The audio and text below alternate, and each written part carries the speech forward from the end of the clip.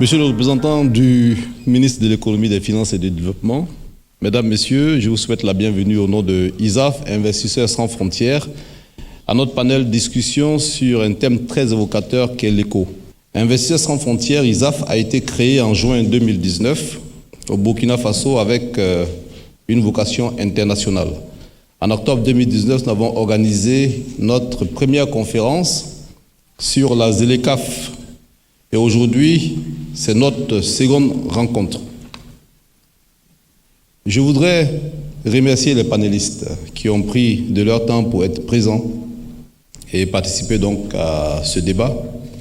Merci également au modérateur, M. Tao Abdoulaye, et à M. le rapporteur, le docteur Salifou Ouedraogo. Je voudrais enfin souhaiter la bienvenue aux représentants de ISAF Côte d'Ivoire, Maître Sylvain Koyo, à qui je vais donner la parole pour 1 minute.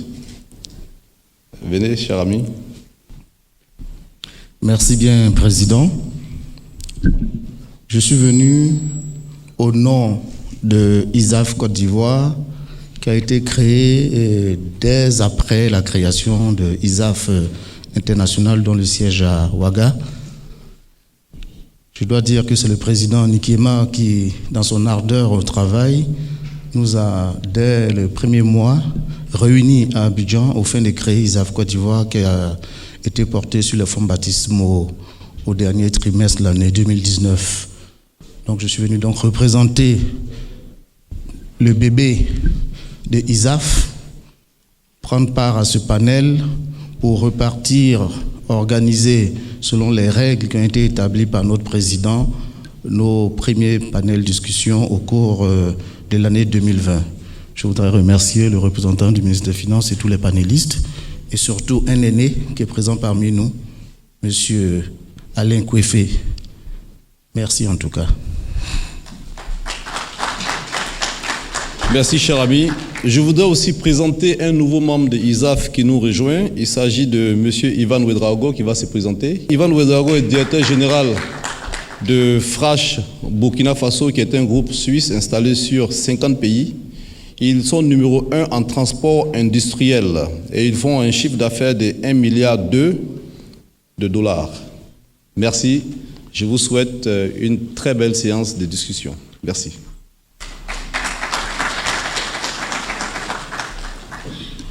Merci à M. Nikema. Nous allons procéder à la présentation très rapide des panélistes. À côté de M. Nikema, vous avez M. Barrot, Justin Damo Barrot, qu'on ne présente plus, ancien gouverneur de la BCEAO, ancien ministre des Finances, de l'économie et des finances du Burkina. Il est actuellement, bon, je ne sais pas, je préfère donner le titre de consultant international pour m'en arrêter là. Donc, au cours de ce panel, il va peut-être nous parler de son expérience de banquier central, avec le débat qu'on a actuellement sur l'éco, comment ça va fonctionner, quelles sont un peu ses appréhensions, lui aussi en tant que connaissant la maison UEMOA, BCEAO, par rapport à l'ouverture à l'éco.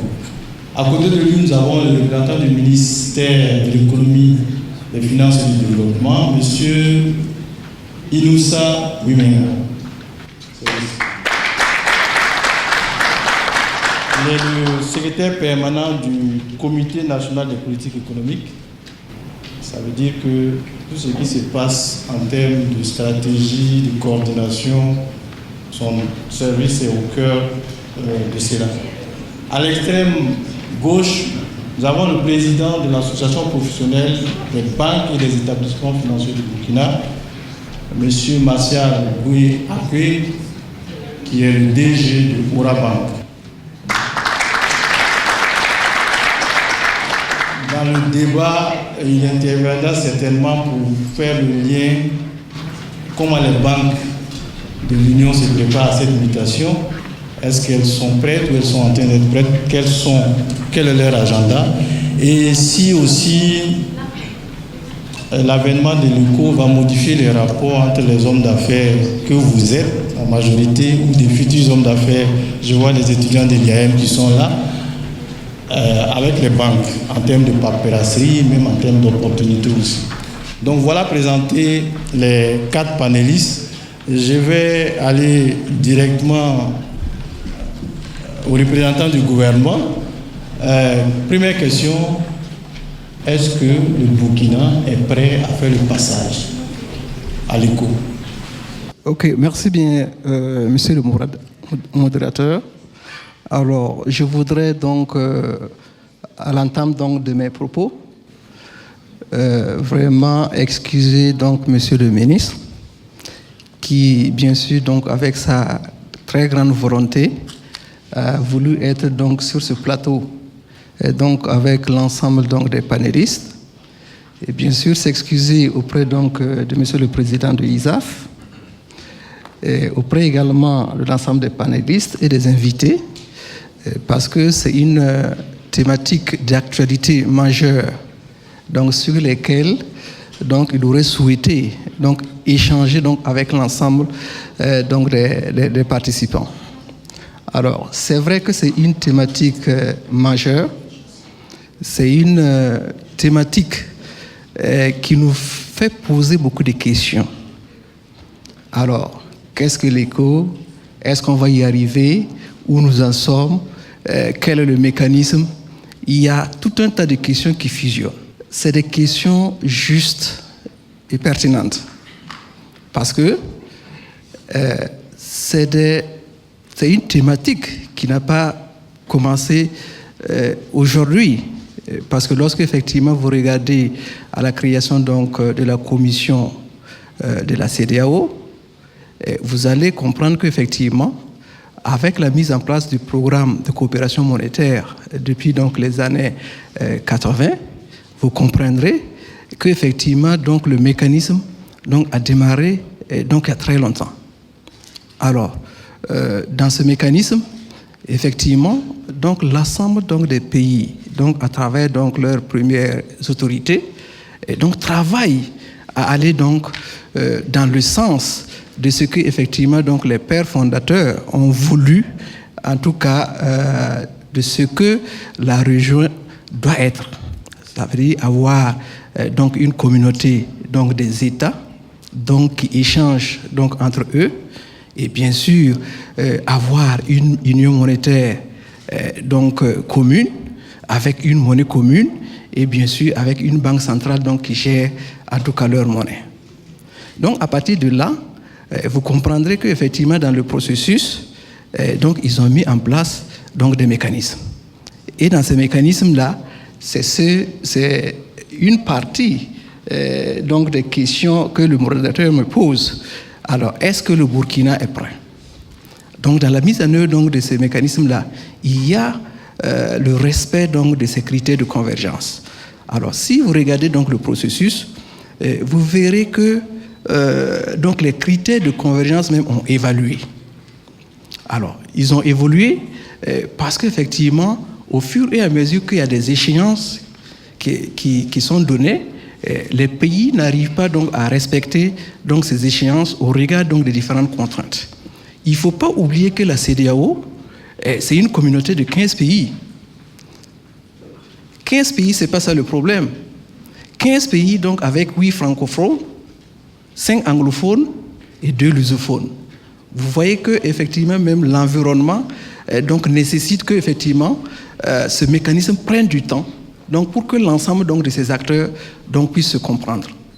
Au niveau du Burkina, donc, pour ne pas être très long dans le mécanisme, nous progressons donc, dans l'application donc, des directives qui ont été données donc, pour satisfaire donc, à ces conditions. Alors, nous avons 6 critères de convergence. Alors, ces 6 critères de convergence actuellement en vigueur, il y a 4 critères clés. Il y a notamment le critère donc, du déficit budgétaire rapporté au PIB qui doit être inférieur donc, à 3%. Donc c'est un critère qui permet donc le contrôle budgétaire pour que effectivement l'ensemble des pays aillent vers, bien sûr, donc une convergence qui amène à ce que peut-être la CEDEAO puisse permettre d'avoir une politique commune à l'ensemble donc au niveau de l'ensemble donc des pays. C'est le même critère donc qui est retenu au niveau de la commission du mois. Et ce critère, lorsqu'effectivement donc on les respecte, on y va donc vers une politique commune, vers une politique budgétaire commune, donc pour pouvoir donc financer bien sûr donc l'espace donc CEDEAO. Au niveau du Burkina, nous avons respecté un certain nombre de ces critères à un moment donné. C'est vrai, quand on regarde au niveau de 2019, nous respecterons donc ce critère. Et bien sûr, dans nos rapports que nous avons pu donc élaborer, et je crois qu'il y a un mécanisme donc à venir, donc dans les mois à venir, donc pour pouvoir valider donc ce que nous présentons comme niveau de respect de critères. Donc ce critère-là, le Burkina serait à 2,9% donc pour 2019, et je crois que nous sommes donc dans la norme communautaire. Alors, quand on prend le deuxième critère, le taux d'inflation, je crois que dans la zone UEMOA, qui regroupe les 8 pays, l'ensemble des pays donc respectent donc ce critère, puisque c'est le critère qui est le plus connu donc par l'ensemble, et c'est la question donc des prix, de l'évolution des prix. Et là, l'ensemble des pays, même de l'UEMOA, restent dans la norme communautaire depuis 2015. Alors, pour le troisième critère, qui est la dette publique sur le ratio de la dette publique sur le PIB, je crois que le Burkina a toujours respecté ce critère depuis la mise en place donc de ces critères-là, parce que au niveau du Burkina, nous avons une capacité de gestion de la dette publique donc assez prudente. Donc, pour effectivement ne pas tomber dans les travers d'une dette donc assez élevée, ou de s'endetter donc plus que ce que nous pouvons donc rembourser. Donc cela est un fait, et nous avons toujours donc respecté donc ce critère. Alors pour l'autre critère, alors ça c'est le critère, je crois que je vais laisser donc les aînés expliquer cela après. Donc c'est un peu le critère du financement du déficit budgétaire par la Banque centrale. Je crois que depuis les années 2002, ce critère, donc tous les pays de l'UEMOA respectent ce critère, d'autant plus qu'effectivement, il y a une décision donc, qui a été prise pour dire que dans aucun pays, donc la Banque centrale, donc UEMOA, notamment la BCEAO, ne peut plus encore financer le déficit d'un État lorsque il est demandé. Mais avant cette date, il y avait la possibilité, lorsque effectivement l'État sent que effectivement c'est rouge, donc il fait appel à la BCEAO, donc qui apporte quand même des ressources, de la liquidité. Donc, mais depuis 2003, je crois, cette décision n'autorise plus encore cette façon de faire. Donc, d'office, l'ensemble des pays de la Commission de l'UE le respectent, dont le Burkina. Donc, au niveau donc, des autres pays donc, de la CEDEAO, je crois que chacun ayant sa banque centrale, je crois qu'effectivement, ces pays également vont dans le sens donc, du respect donc, de ces critères. Alors, il reste maintenant les critères donc, de second rang. Donc, les critères de premier rang, c'est les critères nécessaires donc, pour aller vers la convergence. Et la convergence suppose qu'effectivement, chaque pays donc, doit respecter le critère 3 années successivement. Et là, on arrête maintenant le critère de convergence et par la suite, on doit aller à la stabilité. Donc, au fur et à mesure on respecte les critères, lorsque on a cette convergence-là, donc on essaie d'aller progressivement à ne plus retomber dans les travers pour assurer donc cette stabilité. Alors, donc, au niveau donc, de ces critères-là, ratio, la variation du taux d'échange nominal, je crois que donc, je vais laisser donc, l'aîné Justin Damo-Barrow revenir expliquer cela en long et large, parce qu'effectivement, dans ce critère, lorsqu'effectivement nous faisons l'évaluation, c'est la Banque centrale donc, qui calcule ce taux donc, et nous le donne pour qu'effectivement donc, nous insérons cela donc, dans nos rapports. Oui, en tout cas en ce qui concerne donc, les critères de convergence, en 2019, nous allons respecter donc l'ensemble donc des critères de convergence, d'autant plus qu'effectivement, si nous arrivons à respecter le critère principal qui est le déficit budgétaire, non compris rapporté au PIB, donc je crois que, monsieur le modérateur, donc nous serons peut-être dans le coup. Ok. Monsieur Barrot, si on a bien compris les explications de monsieur Ouyenga, le Burkina respecte les critères. L'ensemble des 8 pays de l'UEMOA, on dit qu'ils vont respecter en 2020. Donc la déclaration du Nigeria par rapport au non-respect des critères de convergence ne concerne pas les pays de l'UEMOA. Et c'est sur cette base qu'il demande le report d'ailleurs de l'entrée en vigueur de l'ECO. Merci beaucoup, monsieur le modérateur, monsieur Taokou. Mesdames, messieurs, j'allais dire messieurs les ministres, j'ai un camarade ministre, et puis notre frère qui est venu de Côte d'Ivoire, bienvenue à Ouagadougou. En ce qui concerne donc les pays de l'Union économique et monétaire ouest-africaine, je pense que je ne peux pas trouver mieux que le représentant de l'État qui vient de parler, mais en 2019, les pays, le seul, ça c'est ce que la presse nous a en tout cas enseigné, le seul pays qui respectait l'ensemble des critères, c'était le Togo. C'est ce que nous avons appris. Je n'ai pas vérifié. C'est vrai que j'ai eu dans une vie passée en tant que commissaire de l'UEMOA, chargé du département des politiques macroéconomiques, j'ai mis en place le CNPE dont il a la charge aujourd'hui et j'ai mis en place tout ce dispositif de convergence et de surveillance multilatérale. Effectivement, c'est cela, c'est difficile. Alors, est-ce que nous serons en même de les... Je pense qu'on peut avancer. Moi, lorsque on a annoncé des dates, enfin, on n'a pas fixé une date exacte, on a dit en 2020, je me disais ça va être compliqué. Je me disais ça va être compliqué.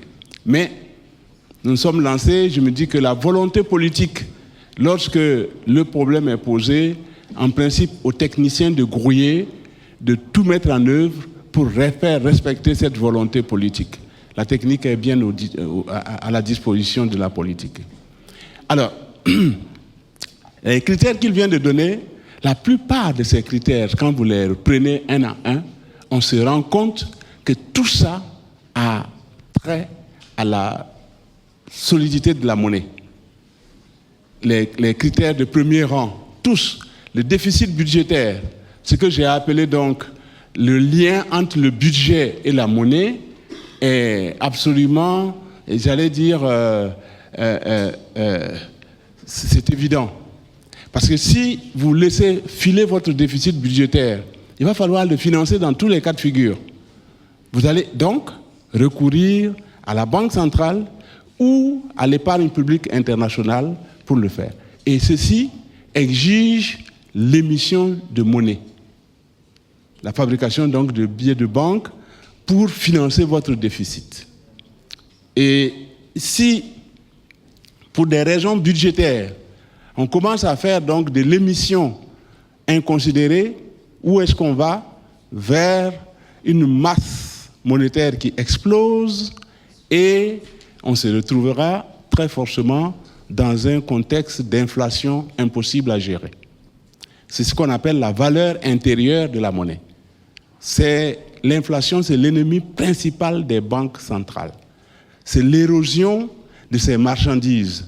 C'est la détérioration de ses propres marchandises qui sont les signes monétaires que la banque centrale émet. Donc, voilà. Ça, c'est le premier critère. Le second, c'est relatif à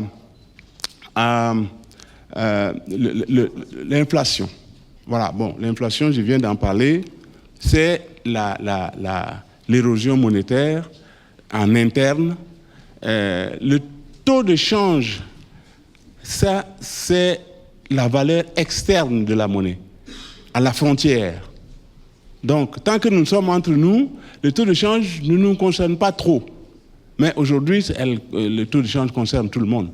Parce que si la valeur de la monnaie vous diminuez la valeur de l'unité monétaire, tout de suite, toutes les marchandises importées vont coûter plus cher. Et qu'est-ce que nous fabriquons en interne? Pas beaucoup de choses.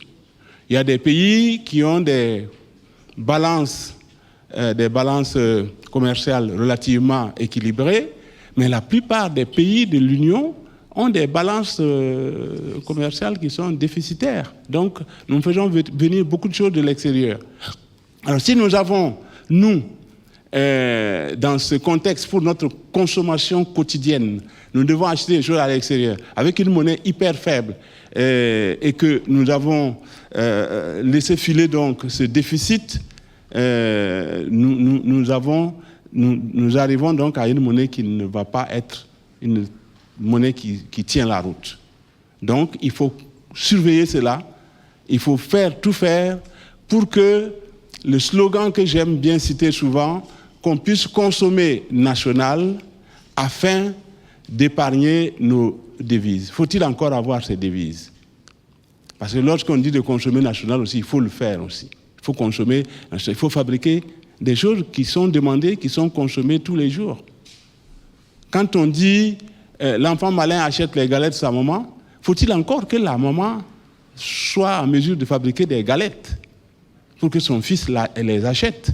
Donc ça, c'est ce que nous avons appelé à l'époque, quand j'étais à la Banque mondiale, c'est ce que nous avons appelé les imports substitutions. Ce que nous faisons, ce que nous avons, qui viennent se substituer à tout ce que nous importons. Vous voyez? Donc, tout ce qui est matériel de production, machines, outils, médicaments, les hospitalisations, et des tas de machines très sophistiquées que nous ne fabriquons pas sur place, il faut les importer. Sinon, il faut partir à l'extérieur pour aller se faire soigner, etc., etc., ainsi de suite. Donc, les autres critères, tous ces critères, si vous les analysez un à un, viennent consolider la valeur de la monnaie. Si nous n'avons pas justement ces imports substitutions, donc notre économie n'est pas forte. C'est sur vous qu'on compte pour avoir une monnaie qui sera donc une monnaie sérieuse, solide, permettant de faire des échanges en interne et à l'extérieur. Une monnaie qui permet de consommer, d'importer des choses. Une monnaie qui permet de consommer en interne également. Parce qu'il y a des pays où vous voulez louer une maison, on vous fait payer 2 ans, 1 an d'avance et en dollars. Ils ne veulent même pas de leur propre monnaie. Donc ça existe. Et la vision de la monnaie que vous venez d'expliquer, effectivement, c'est l'objectif que tout le monde recherche. Mais est-ce qu'on ne s'enferme pas dans les critères, finalement? Alors, j'étais le représentant, en tant que vice-gouverneur, j'étais le représentant de la Banque centrale en tant que personne ressource dans ce programme de coopération monétaire. Et j'ai assisté à toutes les réunions jusqu'à ce que je quitte la Banque centrale. Eh bien, les anglophones disaient exactement la même chose. Ils nous disaient, vos histoires de critères, nous, on ne va pas s'enfermer dedans. Vous avez fabriqué le CFA, est-ce qu'il y avait des critères? Vous avez convergé? J'ai dit oui, d'accord, vous avez raison. Mais regardez la sanction qui s'en est suivie. La sanction, ça a été la grosse dévaluation de 1994. Dévaluation parce que chacun des États ramait dans son sens. Et dans ce désordre, où chacun va dans son sens, on ne va pas devant. On a une monnaie que l'on détruit au fur et à mesure. Jusqu'à ce que les chefs d'État nous demandent, après le départ de Charles Konan Banny, nous demandent de récupérer 1000 milliards de devises d'avoir extérieur de la banque pour les transformer en CFA et financer donc leur budget. Le budget, je ne dis pas qu'il n'est pas économique, mais le budget, l'investissement dans le budget en tant que tel, c'est de la planche à billets. Et ça, ce n'est jamais trop bien conseillé nulle part. Donc, je leur ai dit, la sanction, on peut fabriquer le coup, mais ce sera une monnaie de singe. Ça n'ira nulle part. Et nous serons dans des difficultés. Il vaut mieux qu'on quitte une situation de développement meilleure, en tout cas moins bien, pour aller vers une situation de développement mieux, pour faire mieux que ce que nous avions, que la situation actuelle. Donc si on fait l'écho et on se retrouve à regretter après, ce n'est pas sérieux. C'est la raison pour laquelle, je comprends d'ailleurs le président Buhari, mais le problème c'est que c'est eux, dans un premier temps, qui poussaient à la roue, et aujourd'hui ce sont eux qui sont en train de nous freiner. Moi j'ai connu 2 gouverneurs, un qui s'appelait Sanusi, du Nigeria, le second c'était Charles Soludo. Et ensuite, il y a eu un autre Sanusi d'ailleurs qui a suivi, un chef, qui est chef. Bien, donc là, ce sont des gens qui nous ont toujours poussé. Et puis à un moment donné, je ne sais pas ce qui est arrivé, ils ont calé la machine. Et voilà un peu le problème. Mais je pense qu'on se met d'accord qu'en dehors de cette zone monétaire optimale que nous sommes en train de chercher, il faut au moins une zone où les économies convergent dans ce qui concerne les performances de l'ensemble de ces économies. Sinon, nous allons faire quelque chose qui ne tiendra pas longtemps, je vous le jure. Okay. Nous allons donner la parole au DG de Orabank, président de l'APBF. Ces hésitations qu'on voit au niveau des chefs d'État, on avance, on freine, est-ce que finalement c'est bon pour les affaires ou pas? Personnellement, je ne vois pas d'hésitation. Nous sommes dans une zone de 15 pays, avec des économies disparates, avec des mastodontes, le Nigeria, le Sénégal, la Côte d'Ivoire, avec d'autres pays qui n'ont pas la même taille. Mais dans cette zone, je dirais, hétérogène, nous avons un bloc homogène, qui est le bloc UEMOA. Et ce bloc est prêt pour aller à l'éco. Je pense qu'il faudra faire l'exercice d'aller à l'éco. Il faudra aller à l'éco. Parce qu'aujourd'hui, notre zone est une zone de forte croissance. La zone UEMOA, c'est une belle zone de forte croissance. C'est une zone régulée. Vous avez la Banque centrale qui fait un travail formidable. Vous avez la commission bancaire qui régule les banques. Imaginez un jour, vous êtes dans une banque en Guinée-Bissau, vous voulez acheter des machines-outils au Nigeria.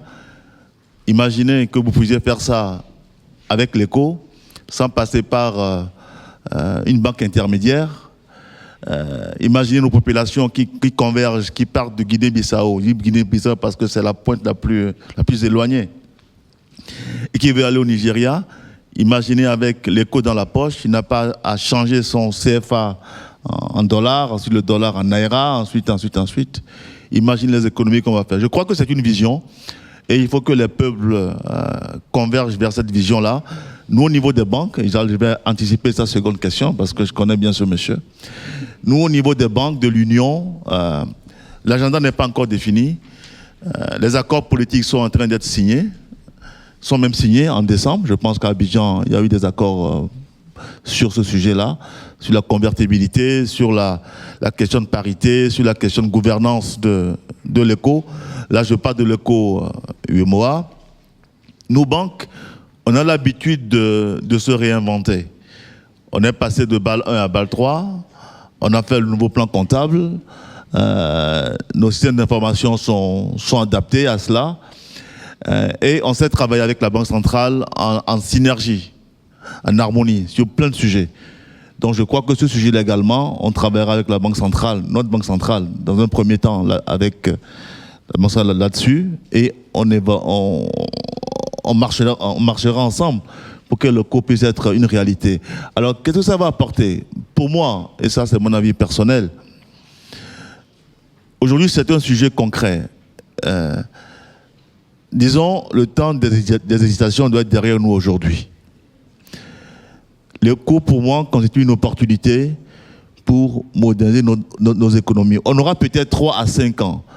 Voyez-vous, le moment où les gens ont pris la décision de créer l'euro, le traité de Maastricht, je pense, et le moment où les premières coupures d'euros sont rentrées dans nos poches, je crois qu'il s'est passé beaucoup d'années. Je ne pense pas qu'on puisse voir cette année des coupures d'éco dans nos poches. C'est un processus qui va être lancé, qui est lancé, et il nous revient, nous, en tant que décideurs, en tant qu'hommes d'affaires, d'en tirer profit.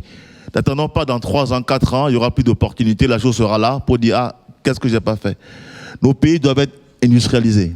Au niveau du Burkina, nous convergeons très bien.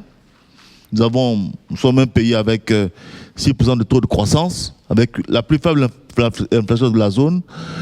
Nous avons un taux de financement de l'économie qui avoisine aujourd'hui les 23%, avec une croissance de 10% chaque année. Nous avons un taux d'inclusion de bancarisation qui avoisine les 25% en strict, l'un des plus forts de l'Union, et qui est à 90% en mettant tout ce qui est mobile là-dedans. Nous avons un très beau pays, avec une économie qui est résiliente, hein, malgré les problèmes sécuritaires, l'économie elle est là, elle fonctionne bien. Donc je dis, les hommes d'affaires qui sont là, et c'est ça le message, on ne va pas faire ici de la politique monétaire, c'est de dire comment on industrialise notre pays dans les 3, 4, 5 prochaines années qui arrivent. Qu'est-ce qu'on peut faire pour que quand l'écho va arriver, quand le Nigeria va avoir l'écho dans sa poche, comment on fait pour aller s'installer au Nigeria? Quelles sont les synergies qu'on fait pour aller? Il n'y a pas que le Nigeria, il y a le Ghana qui est à côté, il y a la Sierra Leone qui est à côté. Comment on commence à travailler avec do you speak English? Déjà là, il y aura des barrières linguistiques. Comment on fait pour connaître déjà comment ces gars-là travaillent? Parce qu'eux, ils travaillent bien chez nous, mais nous, on ne sait pas travailler chez eux. Donc je crois que c'est ça l'intérêt, c'est de dire c'est une opportunité, ça va se faire, tôt ou tard ça va se faire, ça c'est clair et net que ça se fera.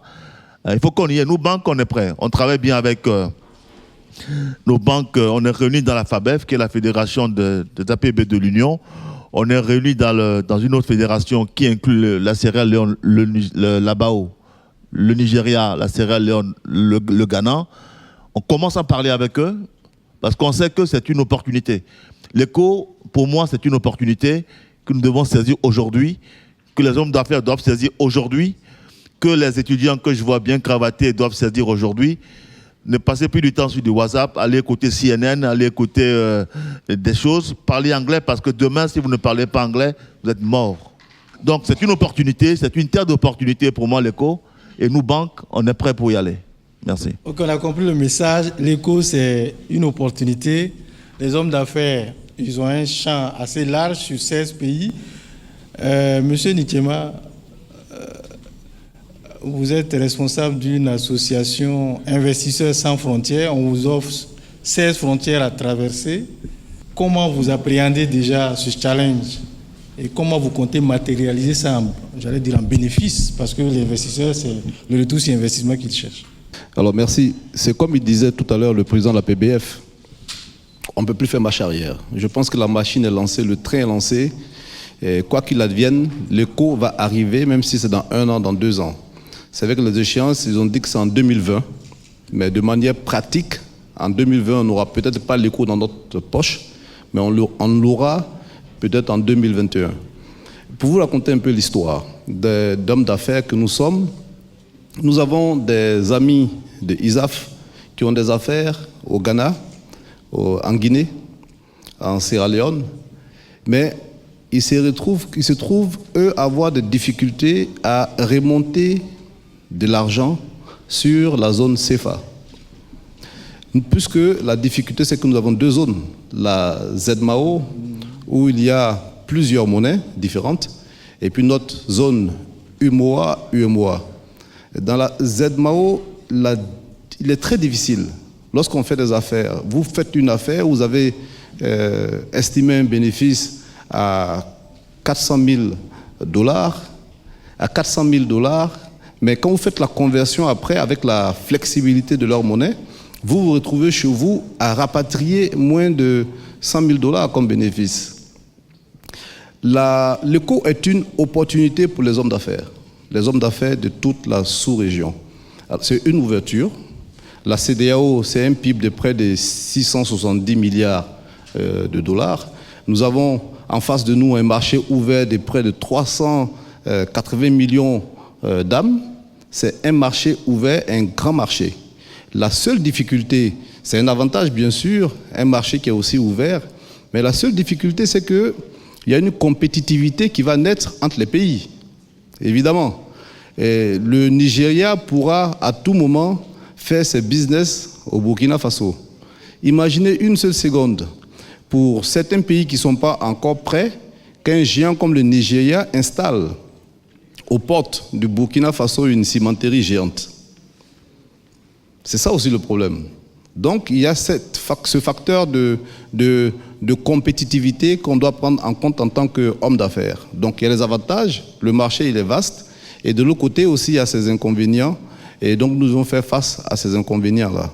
Les hommes d'affaires, aujourd'hui, doivent savoir que nous sommes dans ce mot qui a été à la mode, qu'on appelle la mondialisation. On ne peut plus se cantonner juste dans un pays. Et l'éco vient nous donner cette opportunité-là. La chance de la flexibilité, du moins, il n'y aura plus de flexibilité de monnaie. Donc, la chance de pouvoir traiter avec une seule monnaie dans plusieurs pays de la CEDEAO, je pense que ça permettra aux hommes d'affaires de la sous-région de pouvoir circuler. Mais après, il y a la circulation des hommes, mais il y a la circulation des biens. Et je pense que c'est un verrou qu'il faut sauter. Nous avons vu l'actualité dernièrement avec le Nigeria qui a fermé ses frontières pendant 6 mois. C'est toujours fermé, donc c'est encore fermé. Mais c'est ce problème-là qui reste toujours pour nous, hommes d'affaires. Comment est-ce qu'on peut faire circuler nos marchandises, nos affaires et nos biens dans tous ces pays-là de la zone éco?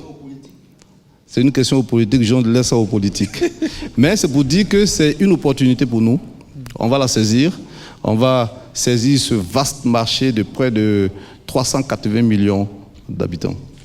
Une dernière question à monsieur le gouverneur avant de passer la parole au public. Et par rapport à l'éco, on parle de flexibilité de la monnaie, arrimage à un panier de monnaie. Par rapport à notre commerce avec l'extérieur,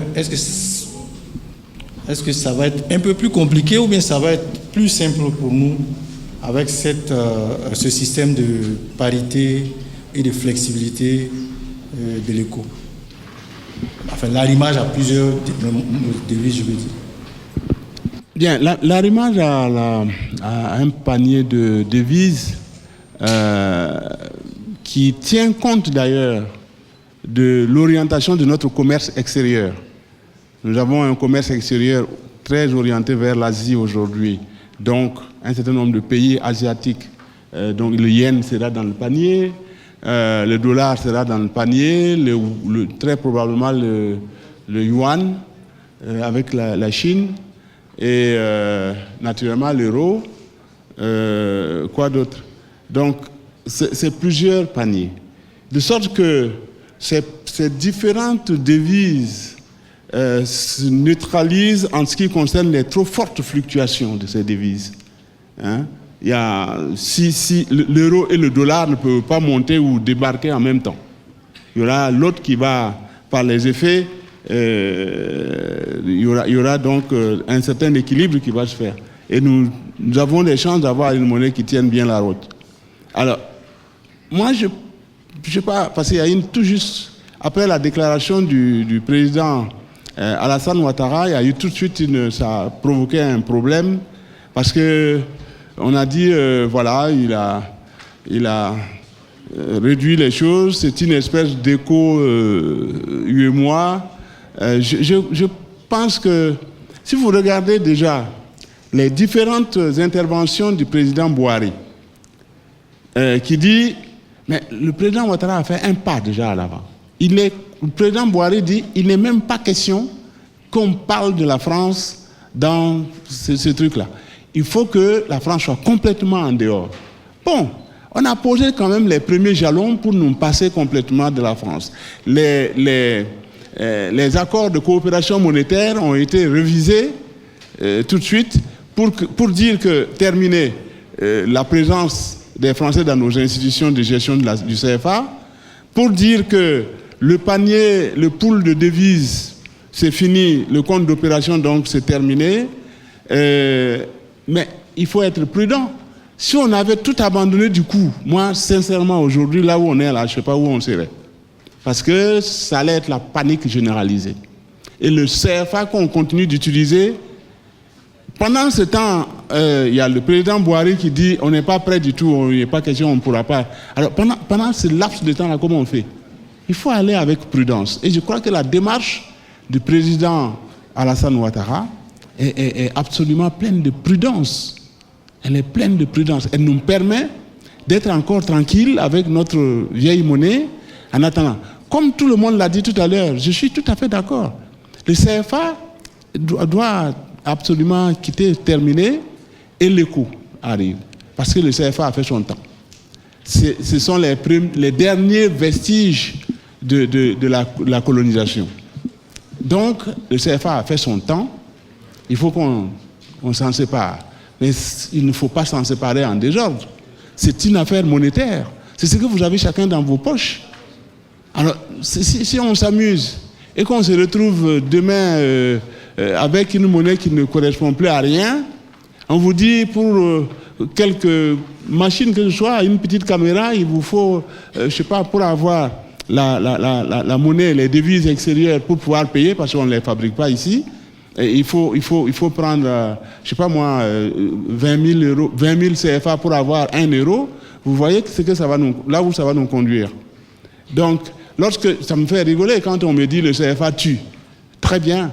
Mais grâce au CFA, en tout cas, on a pu faire des tas de choses. Moi, je pense qu'il faut... Et ceux qui disent ça, souvent, ils connaissent ni le mécanisme, le dispositif du CFA. Ils n'en pigent absolument que dalle. Ils racontent n'importe quoi et ça fait rire ceux qui ont envie de rigoler. Mais c'est pas responsable de leur part. Un responsable ne s'assoit pas pour dire demain on supprime le CFA et puis après on va voir comment on va faire. Ça, c'est pas un responsable. Un responsable, il prend les mesures, les précautions nécessaires pour éviter la panique généralisée et pour éviter justement de jeter sa population en pâture à toutes les espèces de spéculations. Donc, je crois que c'est ce qui est en train de se faire. Et voilà un peu la réponse que je peux donner. Le Ghana, dans sa déclaration le 29 décembre, nous avait laissé beaucoup d'espoir. Mais je ne sais pas, dès qu'ils se sont assis à côté des Nigérians, ils ont complètement tourné à 480 degrés. Ils ont dit c'est très bien, l'initiative du président Ouattara, nous allons donc venir avec... J'ai la déclaration ici. Donc nous allons... et cela va nous permettre donc sincèrement de booster nos relations, nos échanges commerciaux, et puis bon... Et puis tout de suite, on a vu le Ghana changer quand l'autre a dit il faut... Parce que le tendon d'Achille du Ghana, c'est sa monnaie. Hein? Une superbe dévaluation de pratiquement 10 000. Quand vous prenez les anciens cédis, il vous faut 10 000 anciens cédis pour avoir un nouveau cédit. C'est quoi? C'est une catastrophe. Mais bon, on a présenté ça bien et le peuple a avalé ça tranquillement. Mais c'est une dévaluation. Donc voilà, on aurait dû logiquement faire les choses. Très probablement, le président Ouattara, peut-être là où il y a un petit problème, aurait dû prendre la décision en même temps en réunion avec ses pairs. Mais à côté, l'affichage n'était peut-être pas trop heureux. C'est tout ce que je vois. Sinon, la démarche, elle est pleine de prudence et elle nous permet donc de cheminer encore jusqu'à l'euro, effectivement, jusqu'à ce qu'on l'ait dans nos poches. Voilà ce que je voulais dire à ce sujet. C'est la prudence des banquiers, quoi. Ok. On va passer à la phase questions-réponses. Ma question est de savoir, est-ce que c'est quand les pays sont bien industrialisés et elles fonctionnent correctement du point de vue de l'industrie, du travail, de la valeur ajoutée, est-ce que c'est ça qui commande la monnaie? Ou c'est quand on a une bonne politique monétaire qu'on peut s'industrialiser? Ça, c'est une question voilà, ça, c'est ma première question. Parce que jusque-là, on a l'impression que ceux qui sont spécialisés dans la monnaie ou les banques, etc., on a l'impression que c'est si elles gèrent bien la monnaie qu'on va se développer. Je pense que ce n'est pas le cas. Je pense que c'est si on a une politique d'industrialisation. Si demain on se dit, on importe par exemple des citernes de carburant au Maroc, on importe par exemple des motos, on importe ça et ça. Si notre politicien se dit que notre stratégie est que dans 3 ans, on n'importe plus de citernes, on n'importe plus de motos, on donne une priorité aux banques en disant financer ceux qui vont fabriquer les citernes localement, financer ceux qui... de façon à ce qu'au fur et à mesure on s'industrialise. Pourquoi on est en train de s'occuper de la monnaie, or on n'est pas en train de s'occuper de l'industrie? On a vu aussi que les continents qui se sont développés, ils ont d'abord financé l'industrie. C'est l'industrie qui est venue après faire les infrastructures. On a l'impression, moi je travaille dans le secteur des infrastructures, j'ai vu que dans nos pays, on passe notre temps à faire des routes, des échangeurs, etc. On ne sait même pas qui va utiliser ça. Il n'y a pas d'industrie pour utiliser ça. Est-ce qu'on ne devrait pas regarder pour voir comment investir dans l'industrie? Quand on prête l'argent pour s'industrialiser, cette industrie-là va générer de l'argent maintenant pour faire les infrastructures. Ça ne doit pas être le contraire. C'est en train d'être le contraire. Ouais. Je crois qu'une partie de cette question est adressée aussi au DG de Orabank, APBF. Comment les banques, avant l'établissement de l'euro, peuvent soutenir la promotion de l'industrie nationale. Monsieur Kouifé a la parole. Oui, merci. Je voudrais d'abord féliciter l'initiative des investisseurs sans frontières et puis féliciter également les panélistes pour les premières interventions que nous avons entendues. Bon, la question est très sérieuse et je pense qu'il est difficile d'en discuter parce que ça pose le problème de la mondialisation, la problématique de l'intégration économique régionale, ça pose le problème des économies synchrones et asynchrones. Synchrone, par exemple, comment synchroniser des économies aussi disparates. Un géant qui est un pays exportateur de pétrole, qui n'a pas les mêmes contraintes ni les mêmes objectifs que des économies beaucoup plus restreintes, beaucoup moins développées, etc. Donc, le problème de l'industrialisation qui est posé. Voilà. Donc, en matière d'intégration économique régionale, juxtaposer les marchés nationaux, ce n'est pas intégrer. Pour intégrer, il faut que ces marchés nationaux puissent dynamiser et qu'il y ait une synergie entre ces différentes économies. Mais imaginez ce que peut être la CEDEAO, qui est considérée d'ailleurs, quand on additionne simplement les produits intérieurs bruts, les PIB, la CEDEAO fait partie des 15 premières puissances mondiales en matière d'économie, si on agrège les PIB. Donc c'est une puissance. Mais imaginez demain que la monnaie unique, l'éco, permette d'intégrer les secteurs des transports, secteur des communications, l'immobilier, tout ce qui est activité des services, le transport. Vous voyez que c'est quand même quelque chose qui est très très important et qui va apporter, parce que la finalité de l'économie quand même, c'est d'apporter la richesse et le bien-être à la population. Je m'arrête là. Ma question concerne plus la parité de la monnaie et de l'arrimage également. Au vu de l'ouverture de nos économies avec les pays comme le Maroc, la Turquie, la Chine et l'Inde de nos jours maintenant, on a beaucoup de commerçants et d'entreprises également ici qui travaillent avec beaucoup de ces entreprises à l'étranger. Bon, ne serait-il pas sage d'essayer de voir comment est-ce qu'on pourrait arrimer en fait notre monnaie avec ces différentes monnaies étrangères au vu du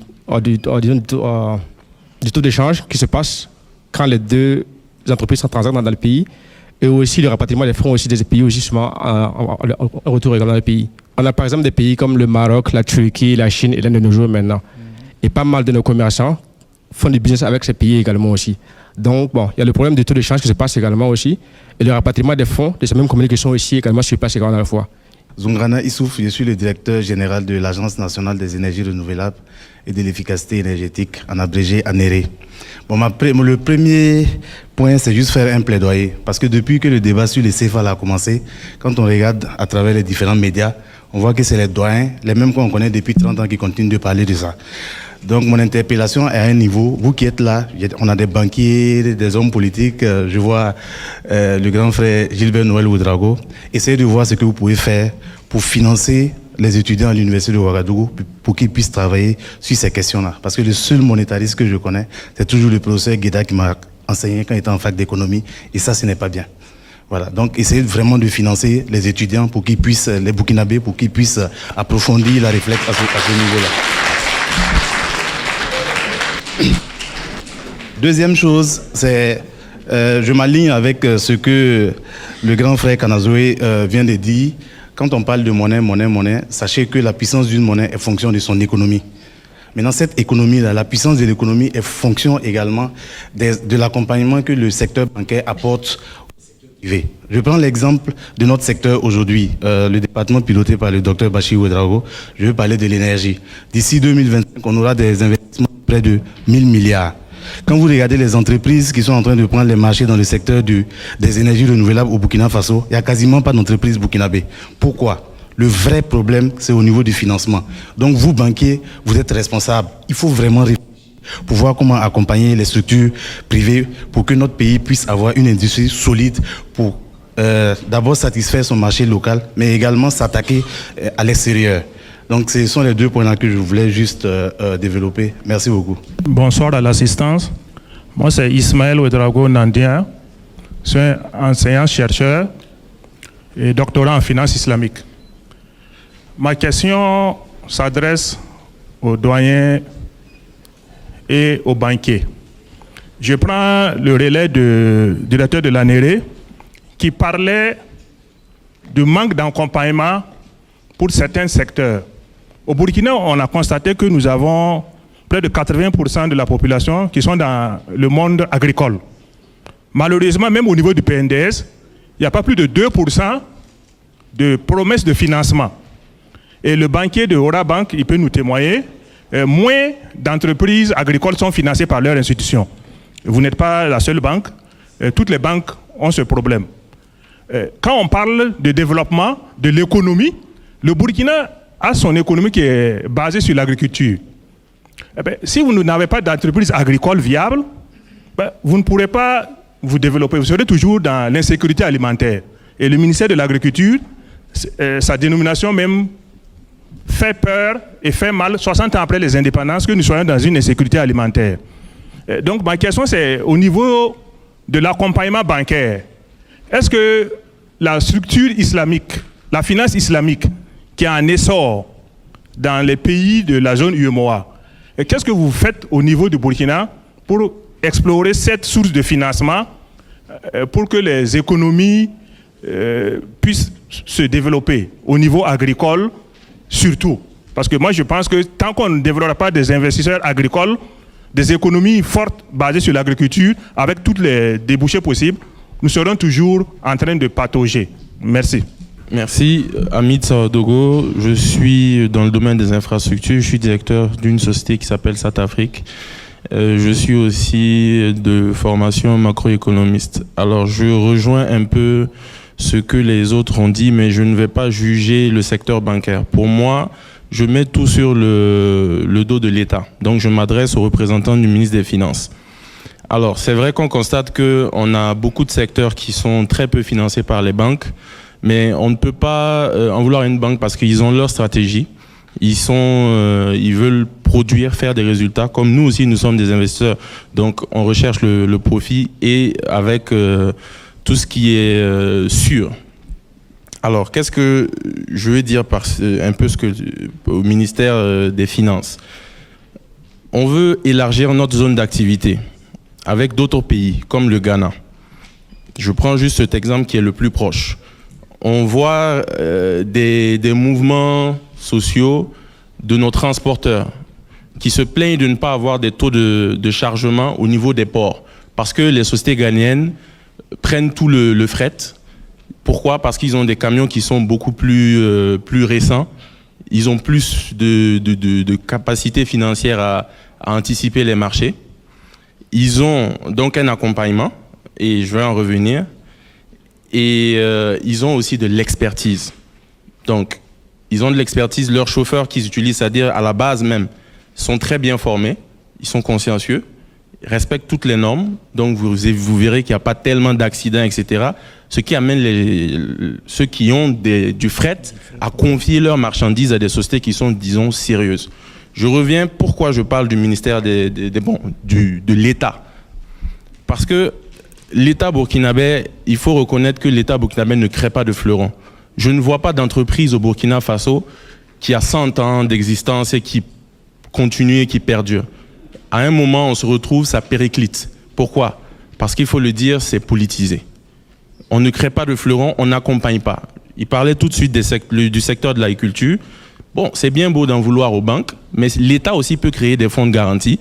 Pas des fonds de garantie où encore on va te demander de garantir toujours 150% du marché avant qu'on ne te donne le financement. Je le sais parce que je fais des marchés et il y a toujours cette problématique de financement qui ressort. Donc, naturellement, on va céder à la corruption et à beaucoup d'autres choses pour pouvoir avoir une certaine capacité de financement. Mais donc, pour dire, est-ce qu'on est prêt pour l'éco? Déjà, si on prend le Ghana simplement, est-ce que si c'est ouvert, les accords qu'on avait signés avec l'organisation des transporteurs, etc., est-ce que tout ça, ça va tenir? Est-ce qu'on pourra encore dire aux Ghanéens, on a ce ratio-là de fret qui est obligé, qu'on doit donner aux transporteurs burkinabés? Je ne suis pas sûr. Et en ce moment, comment notre économie va fonctionner? Est-ce que l'État ne doit pas commencer à se dire, on a des jeunes qui ont la capacité, qui ont la volonté surtout, accompagnons-les dans leur secteur respectif, agriculture, élevage, énergie, secteur industriel dans tous les domaines possibles, et que l'État accepte de risquer pour que les banques puissent les accompagner. Donc l'État ne va pas donner, on ne donne pas l'État de donner de l'argent directement à ces entrepreneurs, mais de se porter garant, parce que les banques aussi, en donnant de l'argent, de toute façon, suivent et contrôlent ce qui est fait. Donc, industrialisation, on parle d'achat d'équipements et autres, c'est facile à suivre. D'accord? Donc, je pense qu'il y a le rôle de l'État qui est là. C'est bien beau qu'on respecte les critères de convergence, qu'on fait tout, mais par derrière, on n'est pas prêt. Il faut le dire. Et ça, c'est quelque chose de pragmatique que je vous dis. Je suis sur le terrain et c'est toutes les difficultés possibles, malgré même les avantages que je peux dire que certains ont, c'est pas évident. Donc ça, c'est vraiment quelque chose de très pragmatique. Et si c'est pas assez clair, on peut rentrer dans d'autres détails pour vous dire que c'est ce que les gens vivent. Voilà. Je n'aime pas trop l'exercice de me mettre debout parce que j'ai un problème de taille. Je partage juste une première préoccupation à tous les panélistes. Je me rends compte qu'on a un investisseur, un spécialiste de monétique, un ancien gouverneur, donc un gouvernant, un banquier, qui sont tous plus ou moins optimistes quant à l'éco. Je me demande s'ils ne sont pas utopistes, pour la simple raison qu'il ressort de différentes communications qu'un pays comme le Nigeria n'est pas encore prêt pour l'éco. Et que des pays qui battent leur propre monnaie, comme les pays anglophones et la Guinée, ne sont pas prêts. Et pour emprunter le mot du président de l'ISAF, comment lancer la machine si les locomotives ne sont pas prêtes? Alors j'aimerais bien qu'ils m'expliquent d'où ils tirent leur optimisme. Ma seconde préoccupation est en lien avec les critères de convergence vers l'éco. Quand on prend l'actualité dans la zone CEDEAO, je me demande pourquoi le premier critère de convergence n'est pas la paix et la stabilité. Parce que une dizaine de pays de la CEDEAO sont traversés par des crises plus ou moins politiques et sécuritaires. Alors comment battre monnaie commune s'il y a des pays qui risquent de se fondre selon certains sondages? Merci. Voilà. Bonsoir à tous. Donc je félicite d'abord vraiment les initiateurs de ce panel qui est très très enrichissant. Bon, je vais aller vite. Juste ma question, est-ce que réellement l'UEMOA a besoin d'une garantie de convertibilité de sa monnaie? Si oui, pourquoi? Parce qu'on voit des pays qui ont leur monnaie, mais qui n'ont pas de garantie de convertibilité de leur monnaie. En tout cas, arrimée ou bien confiée à un pays tiers. Ça, c'est ma question. Pourquoi nous, à l'UEMOA, il faudrait qu'on ait une garantie de convertibilité de notre monnaie. Et sur quoi confier à un pays tiers? Si oui, pourquoi? Et comment y contourner? Comment y arriver à être nous-mêmes capables de garantir notre propre monnaie qu'on va fabriquer? Ça, c'est pour moi l'idéal. Bon, la deuxième question, est-ce que déjà dans vos simulations, c'est vrai, on a donné des chiffres de convergence, 3%, etc. Bon, ces chiffres, comment on les détermine? Bon, moi je ne suis pas économiste, je suis ingénieur de génie civil. Je suis directeur de la société Octem Construction. Donc j'aimerais savoir sur quelle base vous déterminez vos chiffres 3%, 7%. Et en plus, que deviendrait cette réserve de la Banque centrale au niveau de la Banque centrale de France? C'est ça. Parce que tous quand même, on sait que pour garantir une monnaie, il faut qu'on donne aussi une contrepartie. Cette contrepartie qui est en France actuellement, quel est son devenir? Et dans vos prospections, vos chiffres, quel peut être à peu près le taux de convertibilité de l'éco par rapport à l'euro actuel?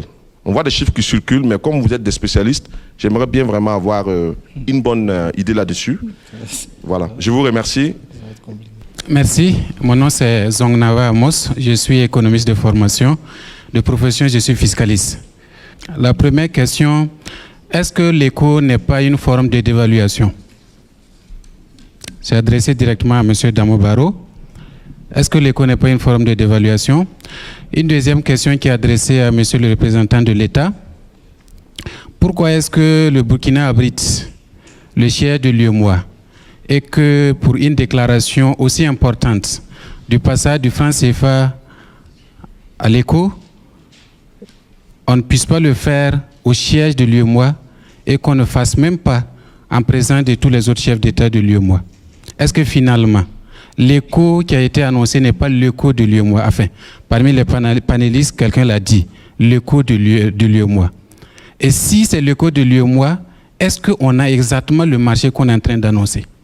On sera toujours ensemble entre nous ici, comme on aime le dire. Troisième question s'adressait à monsieur le directeur général de Orabank. C'est concernant, vous avez dit que il y a eu un travail qui a déjà été fait. Je veux savoir, un éco va valoir combien de francs CFA? Merci. Maître Gilbert Noël Ouedraogo, je suis président du réseau libéral africain. Nous sommes des libéraux. Je voudrais poser quelques questions, notamment au gouvernement. La première préoccupation que j'ai, c'est de savoir quelle est la position officielle du gouvernement par rapport à l'éco actuellement. Parce que je ne pense pas avoir eu une réaction officielle sur cette question. Et il serait bon que le gouvernement puisse donner des éléments sur sa position. Le second élément, c'est de savoir comment le Burkina Faso se prépare à aborder cette question de l'éco. On a parlé tantôt des questions du financement de l'investissement. Dans les interventions, M. Nikema a dit que nous devions nous préparer. M. Barrot l'a dit. Qu'on le veuille ou pas, nous allons passer à l'éco. Mais qu'est-ce qui est fait au niveau national pour nous permettre de faire face à l'arrivée de l'éco et d'être compétitifs dans cette zone que nous voulons élargir? L'autre question que je voudrais poser, c'est de savoir quelle est l'urgence qu'il y a à faire un éco-UEMOA si le changement de nom ne nous amène pas à avoir plus d'un pays supplémentaire dans cet espace. Nous sommes 8 pays de l'UEMOA, nous sommes déjà dans une zone CFA. À mon avis, l'avantage et l'intérêt de passer à une autre monnaie à l'éco, c'est d'ouvrir le marché et de faire en sorte que nous puissions profiter de toutes ces populations et de ces 840 millions de personnes dont on parle. Alors, si le processus devrait s'arrêter uniquement au niveau des pays membres de l'UEMOA, est-ce que ce processus-là est profitable? Est-ce que ce n'est pas juste un changement de nom que nous sommes en train de faire, avec, comme on l'a dit, un problème aussi au niveau de la parité? Parce que jusqu'à présent, on n'a pas des éléments clairs qui nous montrent que est-ce que c'est le CFA qui devient à 1200 ou bien qui s'appelle ECO, et à tout cela, je pense que nous avons besoin d'avoir des éléments d'éclaircissement. Je voudrais vraiment féliciter l'ISAF pour avoir organisé cette rencontre. Je pense que c'est une rencontre importante et c'est déjà comme ça que nous devons procéder pour préparer les Burkinabés par rapport à cette nouvelle monnaie. Et l'État doit se mettre en avant pour indiquer en tout cas la voie et préparer nos opérateurs économiques. Parce qu'à quoi ça sert d'avoir un espace économique plus élargi si dans cet espace-là, nous ne pouvons pas tirer bénéfice. Donc nous devons travailler à préparer les uns et les autres pour arriver à cela. Et je voudrais demander aussi aux banques, qu'est-ce que vous faites pour le financement donc, de nos entreprises? Parce que le plus souvent aussi, quelqu'un l'a dit en intervenant, le directeur de l'ANERE a parlé un peu des difficultés de financement. Mais le plus souvent, on a le sentiment que nos banques, moi je ne suis pas économiste, et nos banquiers, le plus souvent les gens estiment que ce sont des banques de dépôt. Alors, est-ce qu'avec l'éco, la donne va changer? Est-ce qu'on va financer les investissements pour nous permettre d'être plus compétitifs sur le terrain? Voici les préoccupations que j'avais. Je vous remercie. Merci.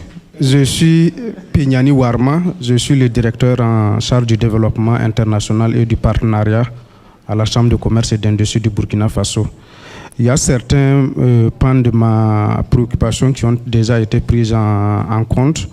Moi, je voudrais l'avis des panélistes, notamment du professeur Damo, sur les liens entre l'éco, la monnaie commune et le niveau de nos échanges intracommunautaires aujourd'hui. Le niveau de nos échanges intracommunautaires, nos échanges commerciaux intracommunautaires qui sont terriblement faibles, et on est dans une dynamique d'intégration régionale, mais qui me paraît être une intégration régionale des politiciens, une intégration régionale des institutions, mais pas une intégration régionale du commerce, pas une intégration régionale des peuples.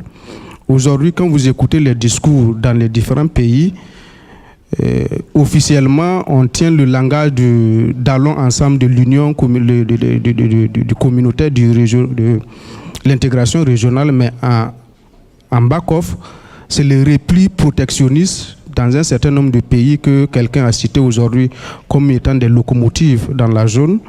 Quand vous voyez les obstacles que des pays comme le Nigeria développent pour que les produits des autres pays n'y entrent pas, ce n'est pas seulement la fermeture des frontières physiques, c'est ça qui est visible par tout le monde. Quand vous voulez exporter sur le marché nigérien aujourd'hui un produit transformé au Burkina Faso, les normes qu'on va vous fixer, c'est qu'on va même vous fixer comme condition pour venir attester que votre usine respecte les conditions pour accéder au marché nigérien. Vous ne pouvez pas les supporter.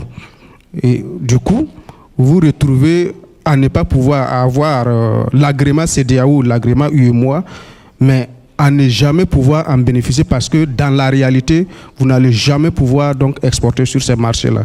Comment est-ce qu'aujourd'hui on construit ensemble un marché commun? Comment est-ce qu'aujourd'hui on va ensemble dans une monnaie commune si on a ces replis protectionnistes-là qui sont encore très élevés dans notre espace CEDEAO?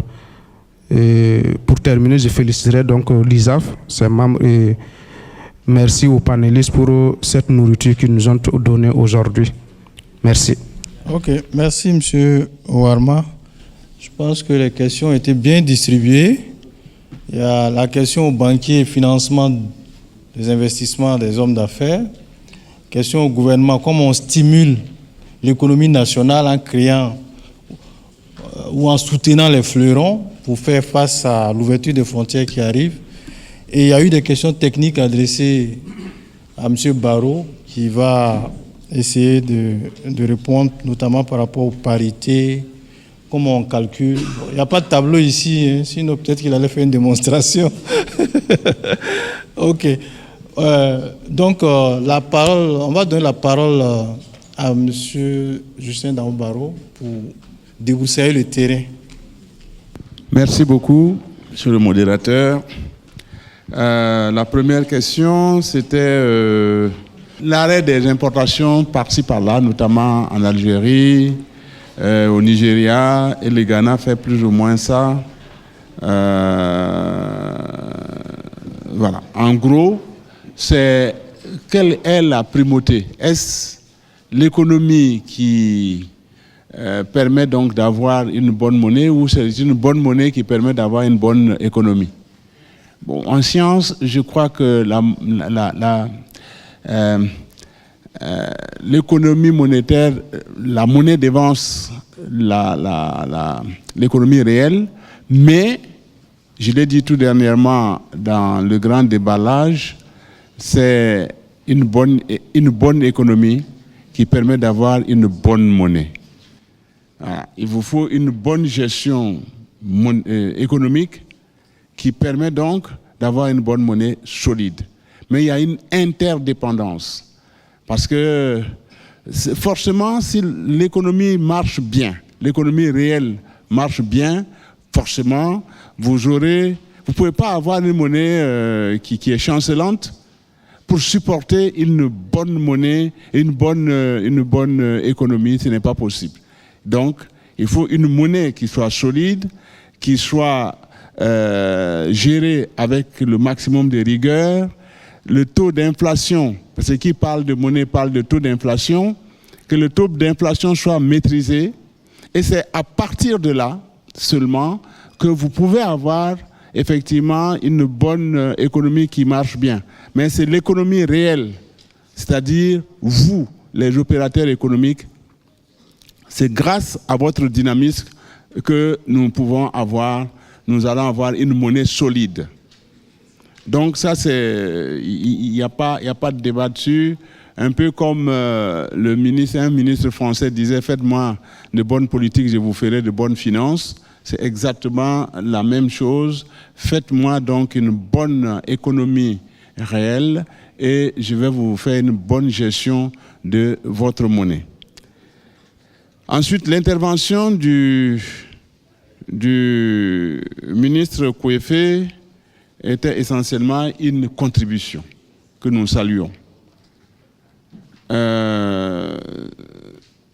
Je crois que j'ai réglé le problème donc de la prééminence de l'économie par rapport à la monnaie.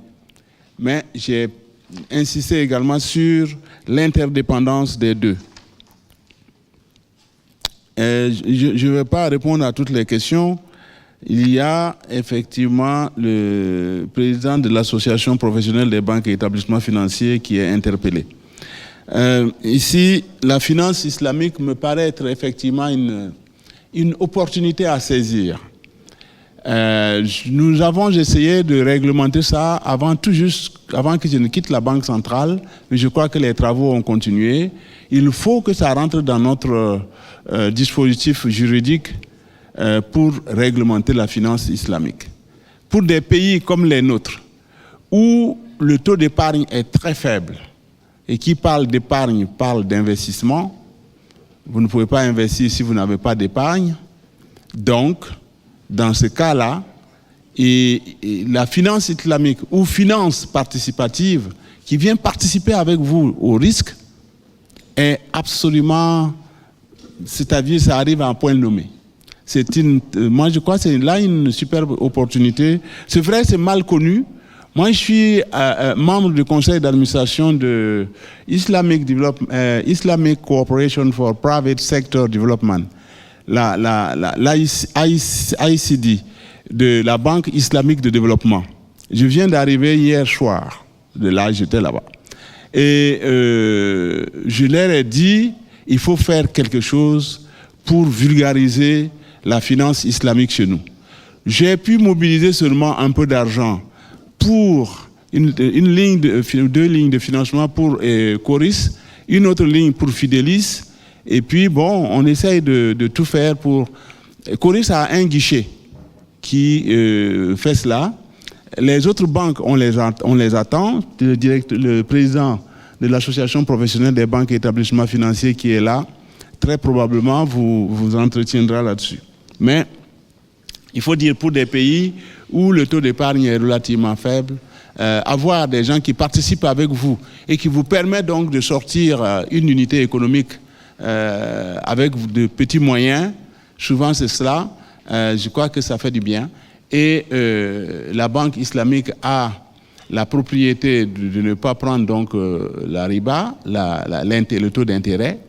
Donc, ici, vous partagez le risque et vous partagez les bénéfices. Donc, c'est vraiment la finance participative. Je laisse le soin peut-être à d'autres personnes qui peuvent nous développer ça mieux, mais je crois que le président Haruna Nikema m'a parlé de peut-être revenir à une autre réunion sur la finance islamique. Je pense qu'il y a des choses à faire, il y a un travail sérieux à faire pour faire mieux connaître cette finance et amener les jeunes vers là. C'est la petite et moyenne entreprise qui malheureusement est promue par des jeunes qui n'ont pas de gros moyens et il faut absolument. Et là, notamment les start-up également. Et c'est là que ceux qui viennent, ce sont ces start-up qui viennent avec des idées novatrices, innovantes, qui nous permettent sincèrement de passer les sentiers battus. Qu'est-ce qui poussait à faire un écho? L'écho 8 mois. Est-ce qu'il y a une urgence particulière? Vous savez, l'écho, je crois qu'il était temps qu'on fasse quelque chose. Je crois que même nos chefs d'État, tout le monde est plus ou moins bousculé par ces altermondialistes qui veulent absolument que les choses bougent. Si on ne bouge pas à force d'en parler, d'abord on a une monnaie qui est très, très, très solide. Sinon, actuellement, au moment où on en parle là, ce serait foutu. Hein? Mais il fallait bouger. Je crois que nos chefs d'État ont profité d'une superbe occasion pour essayer au moins de faire bouger les lignes. Les Nigérians ne veulent pas de la France. Ils disent, bon, on arrête avec le compte d'opération, on enlève les Français de nos structures et on répond un peu au président Buhari. Mais comme on n'est pas prêt à aller à l'écho tout de suite, si on défait tout et puis on se retrouve là, je ne pense pas que ce soit la meilleure solution. La solution la plus prudente, c'est d'aller un peu calmement. Et c'est la raison pour laquelle on a fait l'écho, qui va dans le sens déjà, là, dans le cadre de la convergence, là, on converge déjà avec les idées des anglophones qui veulent absolument pas entendre parler de la France. Donc, là, quand on arrivera et qu'on dira, bon, voilà, à partir de maintenant, ça y est, c'est bon, c'est l'écho, eh bien, nous, on aura déjà entamé une partie des réformes structurelles et il ne restera plus grand-chose à faire. Donc, on y arrivera. Lorsque les Buhari et tout le monde aura compris que actuellement les critères sont remplis, toutes les conditions sont remplies, je pense qu'à partir de là, il n'y aura plus de difficultés. Nous, on n'aura plus grand-chose à faire. Il y a une question sur... qu'est-ce que c'est pas une dévaluation? Ouais. Bon, non, je ne pense pas, ce ne soit pas une dévaluation. Ça peut, au cas où on prend le taux de change pour échanger CFA contre cette monnaie de synthèse. Parce que quand on parle de panier de devises, c'est une synthèse de l'ensemble des devises mises ensemble et on sort une valeur synthétique qui est un peu comme les droits de tirage spéciaux du Fonds monétaire international, qui ont une valeur, ce droit de tirage a une valeur synthétique de synthèse, et on compare notre monnaie. Si cette valeur est rehaussée pour nous amener donc à faire des changes de nos liquidités qui circulent dans les poches des gens, là, on aura peut-être une dévaluation. Si c'est très faible, ça va être peut-être une surévaluation. Tout dépendra, tout dépend. On ne peut pas vous répondre actuellement.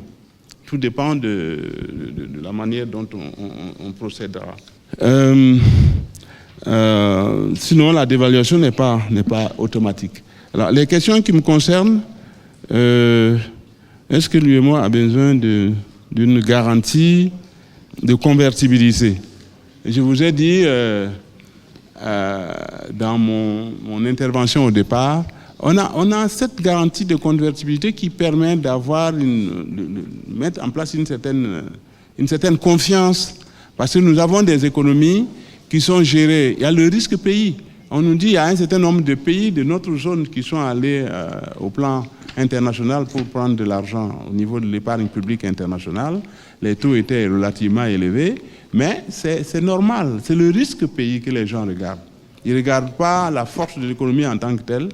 Vous pouvez avoir une forte économie et le pays est en bagarre depuis 10 ans, 15 ans. Ça ne fait pas un pays, c'est un problème. Donc voilà. Comment calcule-t-on le taux? Je laisserai cela à monsieur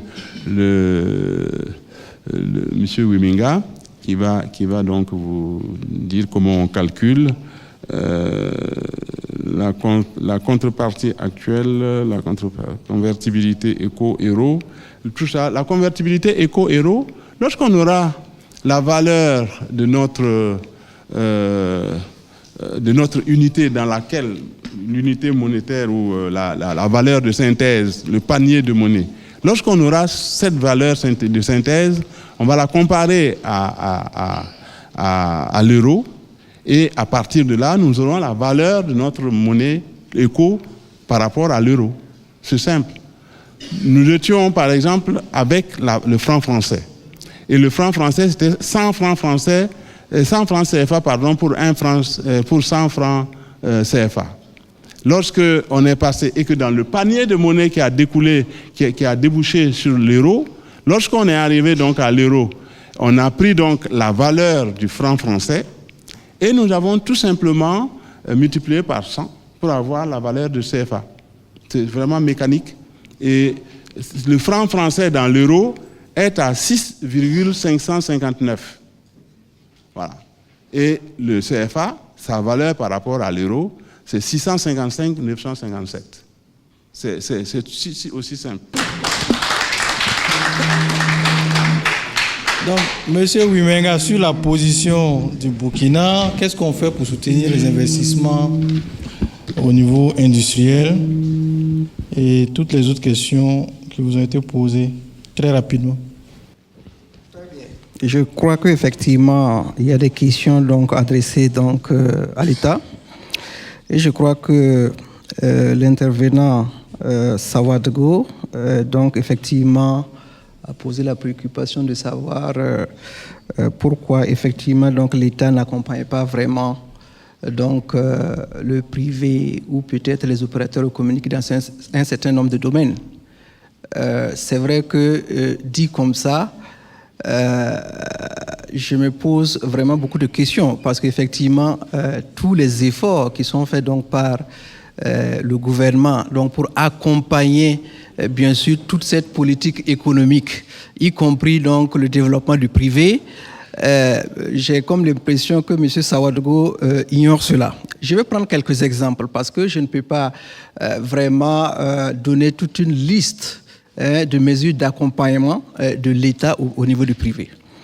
Alors, si l'on prend par exemple le secteur du transport, je sais qu'effectivement, il y a quand même des mesures de dérogation souvent donc, que l'État prend donc, pour autoriser peut-être donc, l'ensemble des opérateurs travaillant donc, dans ce domaine de pouvoir aller payer des camions neufs.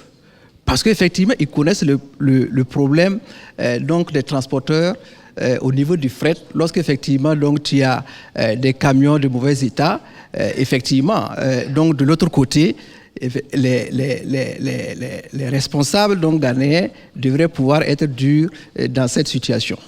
Je me dis que vous pouvez comprendre qu'effectivement, cette mesure, c'est une mesure qui accompagne donc, ces opérateurs économiques dans ce domaine. Bon, si vous dites qu'effectivement, il n'y a pas cette mesure, donc je vous le rappelle, donc pour qu'effectivement, donc, on puisse d'abord se comprendre. Alors, une deuxième mesure, par exemple.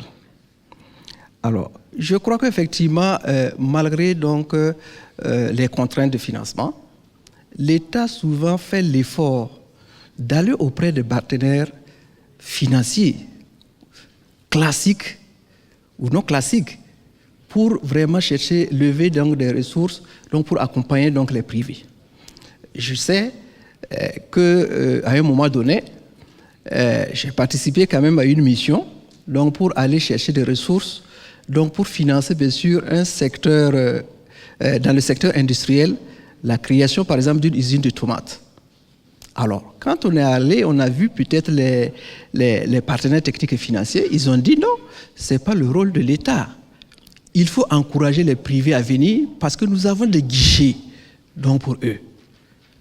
Donc cela est un effort que l'État fait donc, pour rechercher donc, l'ensemble donc, des financements donc, pour accompagner donc, ces opérateurs dans les domaines, dans les différents domaines, donc pour développer en tout cas leurs affaires. Il y a quand même un certain nombre donc, de mesures nécessaires, même si effectivement donc ce n'est pas financier, il y a quand même des réformes que l'État élabore, l'État entreprend des réformes donc pour pouvoir permettre un environnement des affaires, un environnement propice aux affaires. Il y a tellement donc ce type de mesures au niveau de l'État donc pour accompagner donc les opérateurs économiques, les hommes d'affaires donc dans les domaines d'exercice de ces types d'opérateurs. Donc, je crois que si je vais continuer, je peux donc allonger la liste qui est assez longue pour accompagner. C'est vrai qu'effectivement, on peut toujours faire l'effort, mais donc l'État ne peut faire que ce qu'il peut donc pour accompagner donc les opérateurs économiques. Alors, pour les critères de convergence, je crois que quelqu'un donc a demandé comment on calcule ces critères de convergence. Alors, je ne vais pas faire peut-être un cours de calcul, mais je vais prendre peut-être le tout premier ratio, notamment le ratio le déficit budgétaire.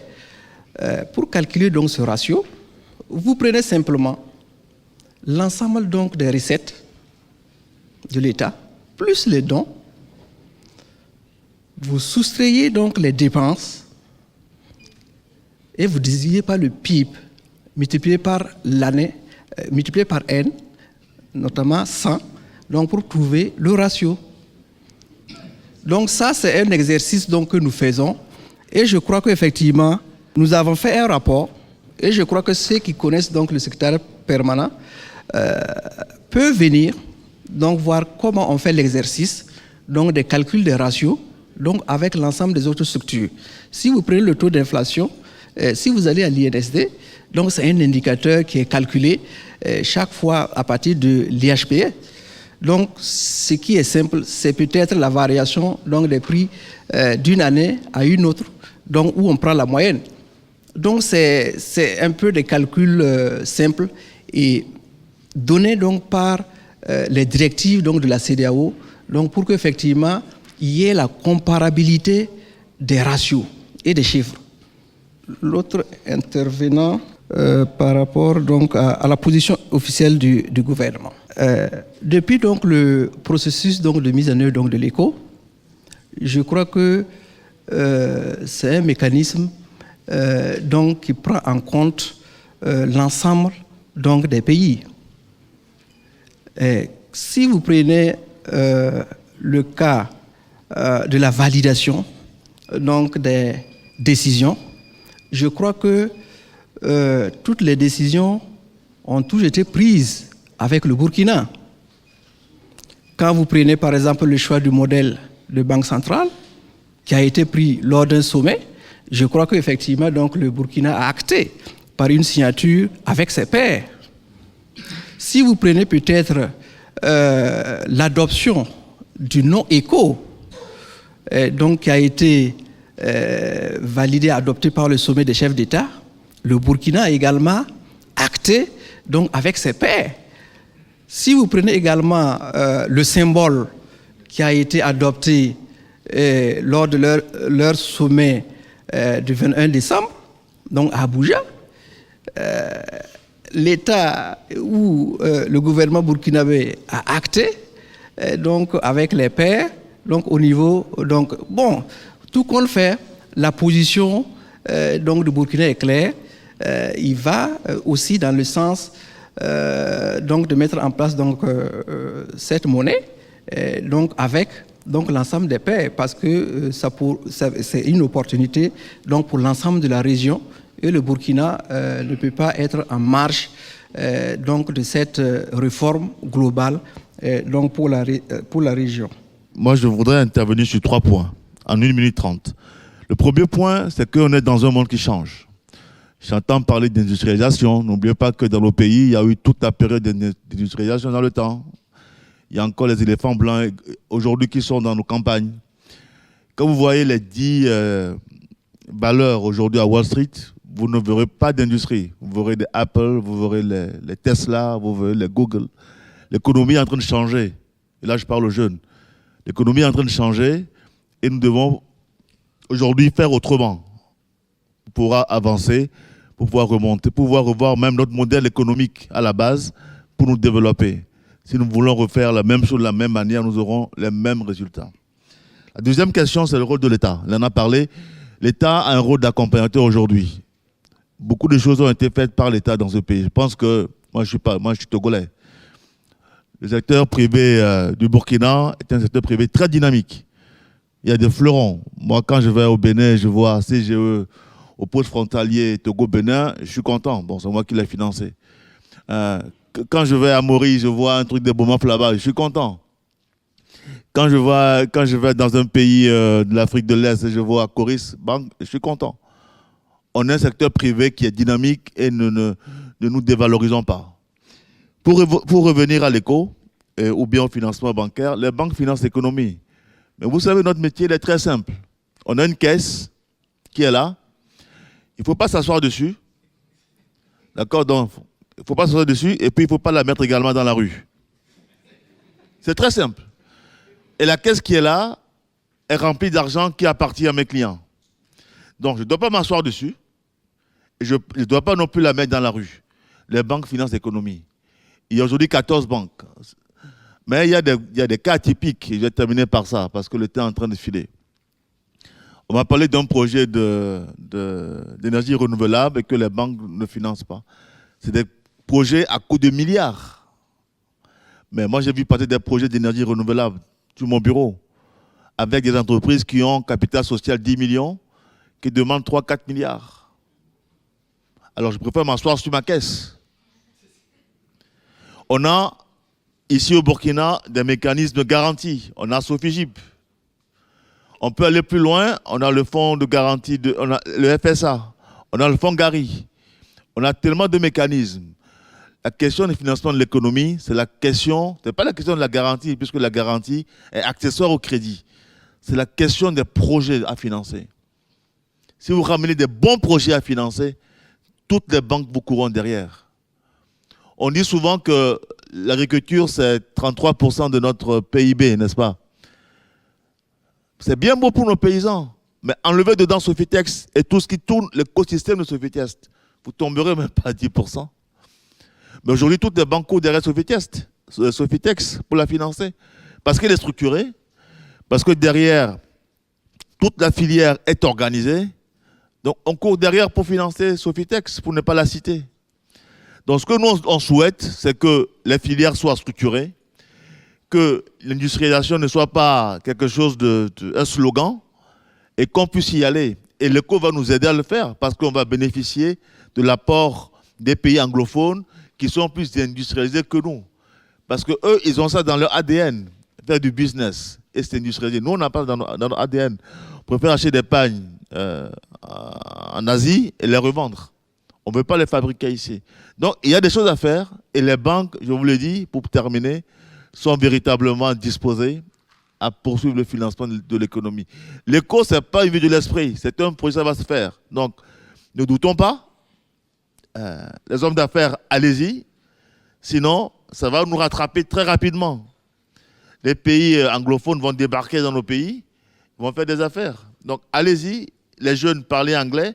Allez faire des voyages d'études au Ghana, qui est proche, au Nigeria, en Sierra Leone. Soyez multiculturels pour faire des choses. Le monde est en train de changer.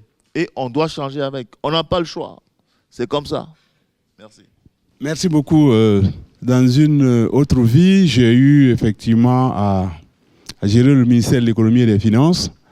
Et ce que je veux dire, c'est que l'État a des outils de gestion de sa politique économique. Et l'outil le plus important dans le cadre de la gestion de cette politique économique, c'est essentiellement l'outil fiscal, l'outil budgétaire qui est là. Si vous voulez que... Parce que nous n'avons pas un vrai secteur privé dans nos pays. Si vous vous dites secteur privé et que vous n'avez aucune relation avec l'État, eh bien, vous êtes appelé à médiocriser, à végéter, et puis bon, voilà. Et c'est quand vous avez des marchés publics que vous commencez à être des vrais sérieux opérateurs économiques. Alors, pour revenir donc à l'idée de qu'est-ce que l'État fait pour... je me rappelle donc qu'en son temps, lorsque j'étais au ministère de l'économie et des finances, nous avions constaté effectivement que notre fret était essentiellement géré par des étrangers. C'était des pays voisins qui venaient enlever notre fret. Nous avions des marchandises entassées à Takoradi, à Cotonou, Lomé, Abidjan, et ce sont des opérateurs économiques étrangers qui venaient faire. Alors nous avons dit, il faut absolument faire quelque chose. C'est comme ça que moi j'ai regroupé un jour à la Chambre du commerce l'ensemble des opérateurs économiques qui étaient dans ce secteur-là et même ceux qui n'étaient pas, pour leur dire, bon voilà, nous allons consentir un dégrèvement. Nous pensons que nous allons le récupérer au niveau des taxes douanières. Si vous importez 10 camions, on va vous faire une remise de, je ne sais pas, presque 50%. Si vous arrivez, par exemple, à 100 camions remorques, ben vous n'avez rien à payer, c'est le prix de... C'est tout juste ça. C'est cadeau. Donc, nous avions fait cela et ça avait permis de booster. De plus en plus, on voyait de gros camions, des remorques qui étaient toutes neuves, rutilantes, qui circulaient qui allaient chercher donc notre fret et qui venaient. Il y a une toute dernière question à laquelle je n'avais pas... C'était le niveau des échanges intracommunautaires, c'est vrai. Ça, c'est triste, mais il y a des explications. Nous atteignons difficilement 20%. Mais il y a des explications à cela. Il nous faut une zone monétaire optimale, c'est-à-dire libre circulation des personnes, des biens, des capitaux et tout ça. Ce qui n'est pas... pour cela, il faut une certaine complémentarité régionale entre les pays pour pouvoir faciliter tout ça. Mais les pays ont souvent tendance à se faire la concurrence. C'est pas ça. Comme le ministre Kouefé l'a dit, des économies juxtaposées côte à côte ne donnent pas une intégration. Une intégration est beaucoup plus réfléchie et va beaucoup plus loin que cela. Donc, voilà, je tenais à souligner cela, que cela vient du fait que peut-être que l'intégration n'est pas encore arrivée. Encore qu'il faut se réjouir, hein. Dans notre zone, on est beaucoup plus intégré que partout ailleurs. Je voulais, comme un des intervenants dans la salle l'a dit ici, moi je voulais quand même dire de faire attention à ne pas trop se focaliser sur la monnaie, parce que j'ai bien l'impression que la monnaie virtuelle et les monnaies électroniques, ça, petit à petit, ça est en train de remplacer. On n'a plus besoin tellement d'argent, hein, la liquidité comme ça, là. Moi, je suis allé en Arabie Saoudite, j'ai mis ma carte de crédit, j'ai tiré des rials. Il n'y a pas de problème. Donc, ça, ce sont des choses qui sont... Il faut avoir ça en tête. Et ne pas se focaliser, comme l'a dit le président de l'Association professionnelle des banques et établissements financiers, le monde est en train d'évoluer à une vitesse que personne n'a calculée. Donc, on va rester à se bouffer le nez sur le CFA, c'est la France, c'est ceci, c'est là. Pendant ce temps, les gens sont en train de filer, et parce que la monnaie, les espèces en tant que telles, ce n'est plus l'affaire de quelle personne.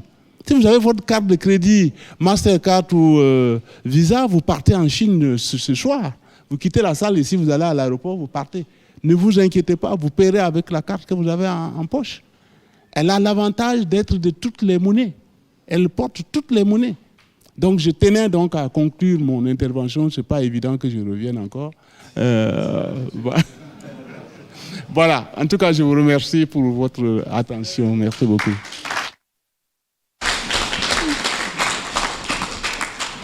Nous allons conclure avec M. Nikema. Il n'y a pas eu de questions directement adressées à lui parce qu'il était très intéressé à écouter. Donc, on va conclure avec son intervention et puis peut-être remercier les invités, les participants à cette rencontre. Merci. Oui, c'est vrai que je n'ai pas intervenu directement parce que les participants sont plus intéressés par les banquiers, par le banquier central, le banquier commercial et l'État, bien sûr, qui nous aide.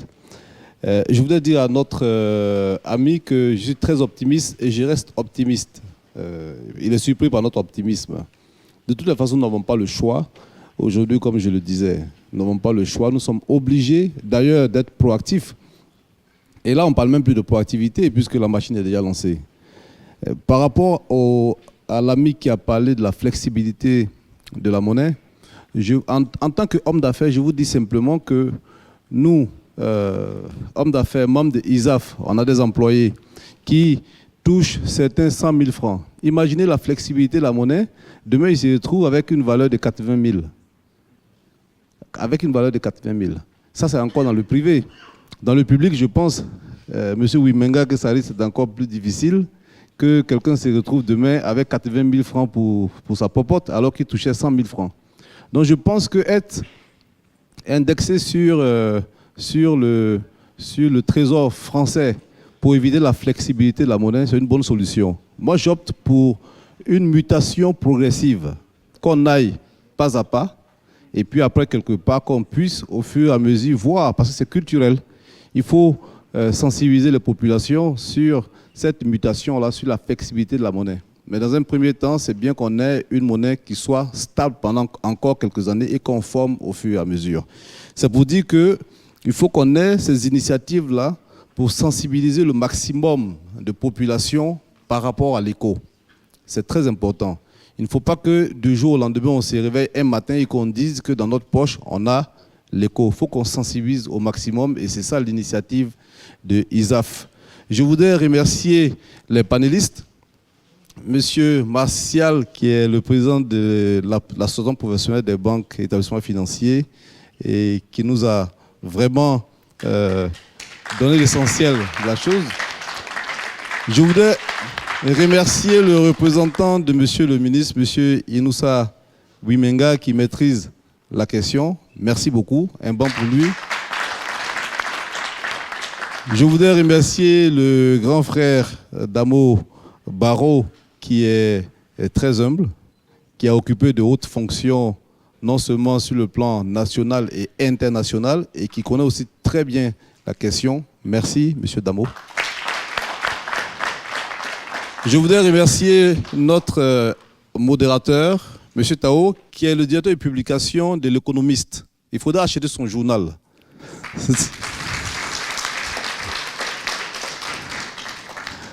Et remercier notre rapporteur, le docteur Ouedraogo Salifou. Où est-ce qu'il est? Oui, notre rapporteur. Merci. Demandez aux membres de ISAF qui sont présents de s'élever pour qu'on les connaisse aussi. Merci. Merci. Le capital pour entrer, c'est à partir de combien de millions? Le capital pour entrer dans ISAF, il faut être simplement optimiste et savoir qu'on aura l'écho dans la poche et puis vous entrez dans ISAF. Okay. Merci à tous ceux qui ont fait le déplacement. Merci encore et merci d'être venus. Merci.